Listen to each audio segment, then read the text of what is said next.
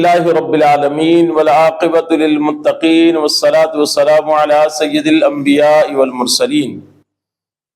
اما بعد فاعوذ باللہ من الشیطان الرجیم بسم اللہ الرحمن الرحیم۔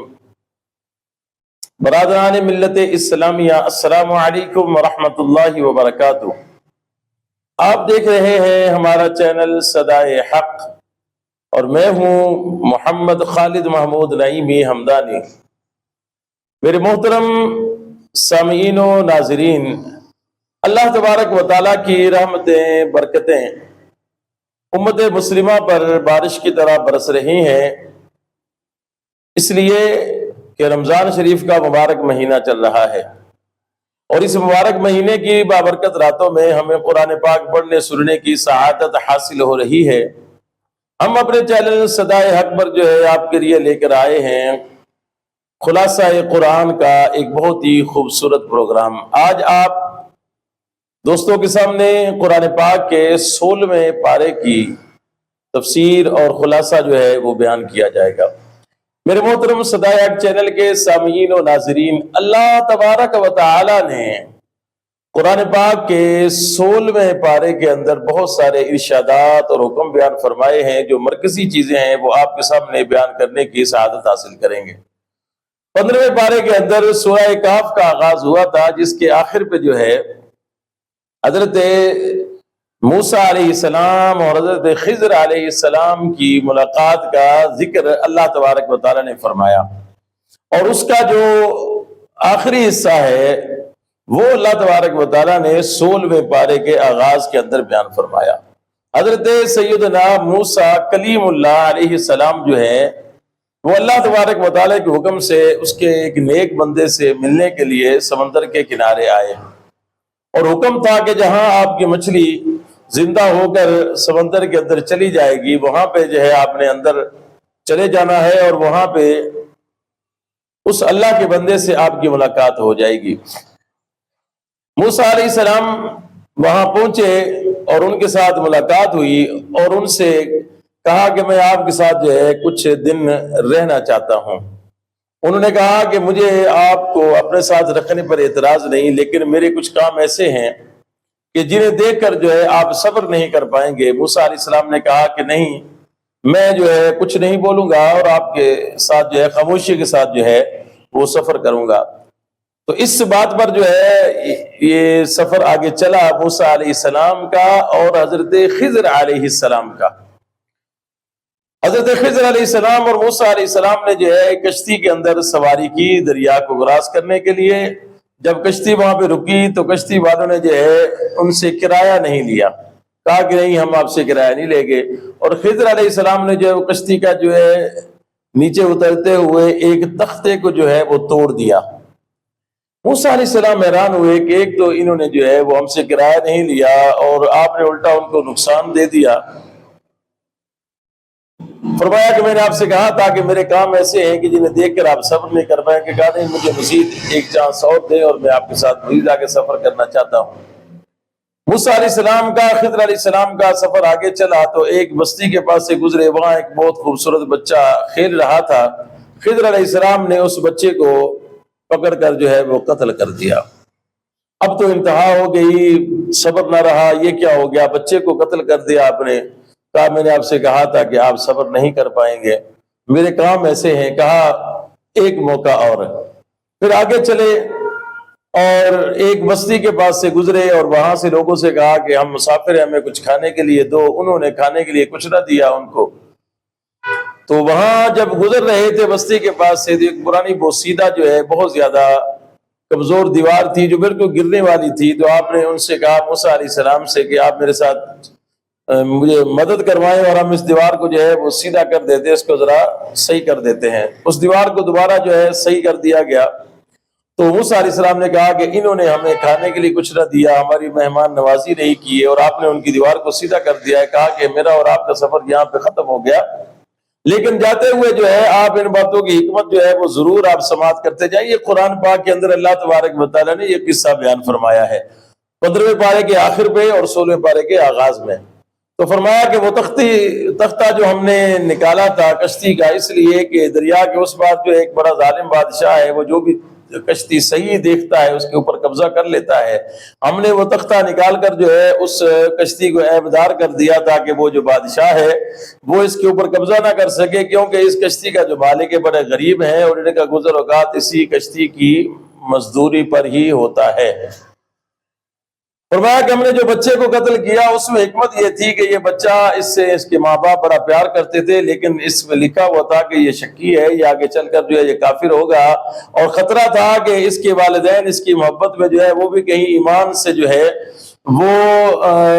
ایمان اپنا نہ خطرے میں ڈالے، ان کا ایمان بھی خطرے میں ڈالنے کا اندیشہ تھا، تو اس وجہ سے ہم نے جو اس کو قتل کر دیا، اور اللہ تبارک و تعالیٰ اس کے بدلے میں اس کے والدین کو ایک اور نیک اور صالح بیٹا جو ہے وہ عطا فرمائے گا۔ فرمایا کہ وہ دیوار ہم نے اس وجہ سے جو ہے وہ سیدھی کی تھی کہ اس دیوار کے نیچے جو ہے وہ یتیم بچوں کا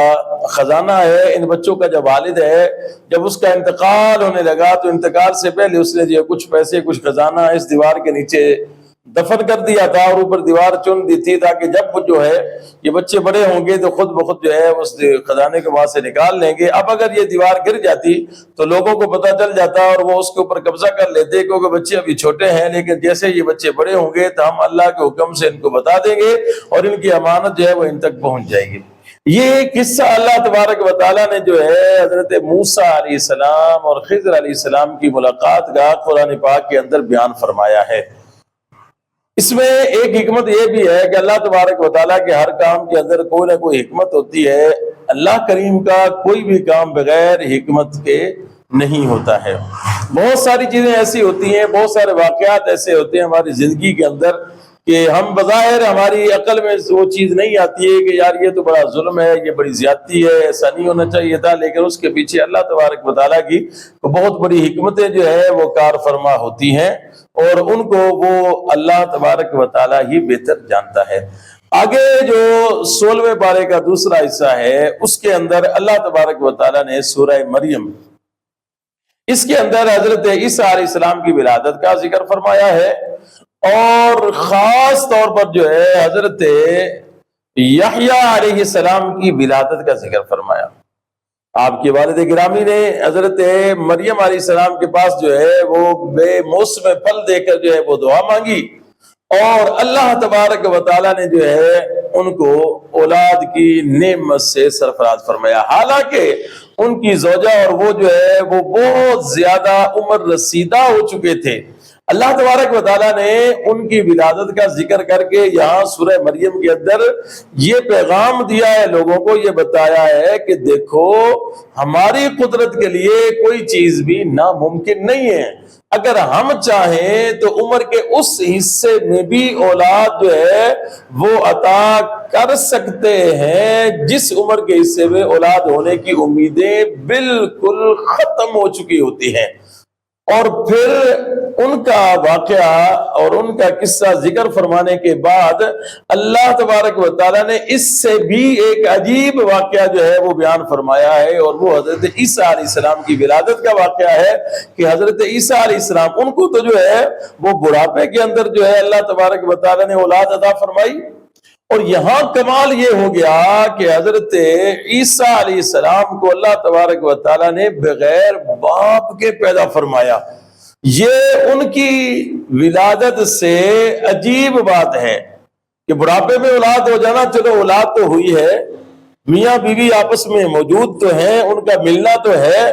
لیکن یہاں تو عجیب بات یہ ہو گئی کہ میاں بیوی کا یعنی مرد اور عورت کا جو ہے وہ ملاپ بھی نہیں ہوا ہے، شادی نہیں ہوئی ہے، اور بغیر شادی کے بغیر مرد کے ملاپ کے اللہ تبارک و تعالیٰ نے حضرت مریم علیہ السلام کو بیٹا عطا فرمایا، اور اس کا نام حضرت عیسیٰ علی نبینا وعلیہ الصلاۃ والسلام ہے۔ یہ عجیب واقعات جو ہیں نبیوں کے اللہ تبارک و تعالیٰ نے سورہ مریم کے اندر بیان فرمائے ہیں، اور پھر آگے جو ہے اس کا جو تیسرا حصہ ہے 16ویں پارے کا، اس کے اندر سورہ طٰہٰ ہے۔ سورہ طٰہٰ کے اندر قرآن پاک کی عظمت کو بیان فرمایا گیا ہے، حضور علیہ الصلوۃ والسلام کو بڑے محبت بڑے القابات کے ساتھ فرمایا گیا ہے، خطاب فرمایا گیا ہے، اور حضور علیہ الصلوۃ والسلام کو بہت زیادہ حوصلہ دیا گیا ہے کہ کافر جو تھے وہ حضور علیہ الصلوۃ والسلام کو ستاتے تھے، تنگ کرتے تھے، اور اتنی محنت کرنے کے باوجود بھی جو ہے لوگ مسلمان نہیں ہو رہے تھے، کلمہ حق کو جو ہے وہ سمجھ نہیں پا رہے تھے، حضور کی دعوت کو قبول نہیں کر رہے تھے۔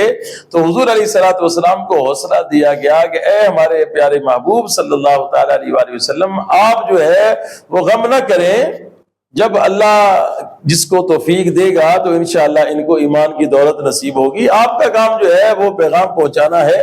آپ نے اپنا پیغام پہنچا دیا۔ اور پھر سورہ طٰہٰ کے اندر آگے چل کر اللہ تبارک و تعالیٰ نے حضرت موسیٰ علیہ السلام کے قصے کو، ان کی ولادت کے واقعے کو جو ہے بڑی تفصیل کے ساتھ بیان فرمایا ہے۔ میرے محترم سامعین و ناظرین، حضرت عیسیٰ علیہ السلام کی ولادت ہو یا حضرت موسیٰ علیہ السلام کی ولادت ہو یا حضرت ابراہیم علیہ السلام کی ولادت ہو، یہ وہ ولادتیں ہیں جو اپنے اندر جو ہے بہت زیادہ اسرار و رموز اور بڑی حکمتیں اور بڑے سبق لیے ہوئے ہیں۔ یعنی ان کی جو ولادت ہے یہ عام حالات کے اندر نارمل حالات میں نہیں ہوئی ہے، بلکہ نارمل حالات سے ہٹ کر ہوئی ہے۔ عیسیٰ علیہ السلام بغیر باپ کے پیدا کیے گئے،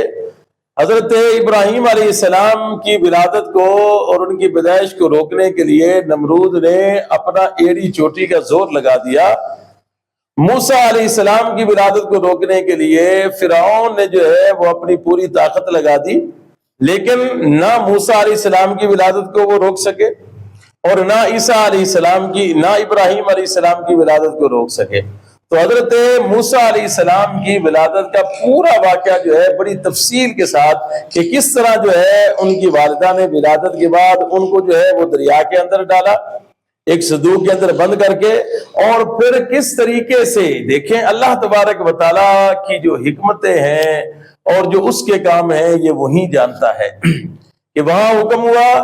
ان کی والدہ کو کہ اس کو صندوق کے اندر بند کر کے آپ ان کو دریا کے اندر چھوڑ دیں۔ انہوں نے چھوڑ دیا، اور پھر وہ حضرت موسیٰ علیہ السلام جو ہے وہ فرعون کے دربار میں پہنچ گئے،